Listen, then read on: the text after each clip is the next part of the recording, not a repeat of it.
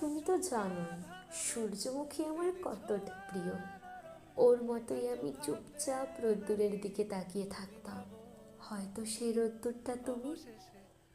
যেদিন আমার যাবার সময় হবে, চারপাশে হয়তো ভিড় থাকবে, কেউ কাঁদবে, কেউ চুপ করে থাকবে, সবাই হয়তো রজনীগন্ধা দিয়ে বিদায় জানাবে, শেষবারের মতো সাদা ফুলে ঢেকে দেবে আমায়।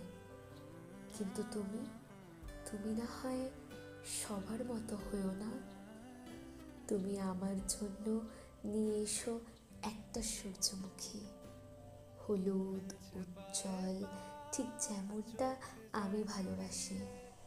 কারণ আমি চাই শেষবার চোখ বন্ধ করার আগে আমার মনে হোক তুমি এখনো আমার পাশে আছো, আমার অন্ধকারটাকে আলো দিয়ে ভরিয়ে দিচ্ছ।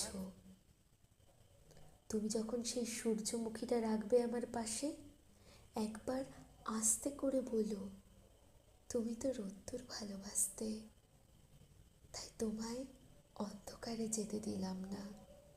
জানো, হয়তো তখন আমি আর উত্তর দিতে পারবো না, কিন্তু আমার নিঃশব্দ হৃদয়টা কেঁদে উঠবে।